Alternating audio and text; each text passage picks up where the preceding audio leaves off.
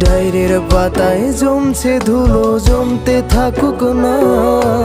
আমার দেওয়া গোলাপটা তুই নষ্ট করিস না। অতীত হলাম, নতুন এলো তোর বারান্দায়। তোর মতো তো নই রে আমি, কষ্ট জমে তাই।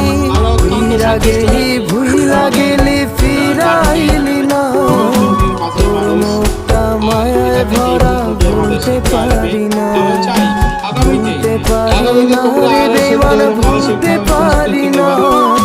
তোর মুখটা মায়া জানে, ভুলতে পারি না। নাটক সমাজের দর্পণ। নাটক থেকে আমরা শিক্ষা গ্রহণ করি, শিক্ষা মানুষকে দিয়ে থাকি।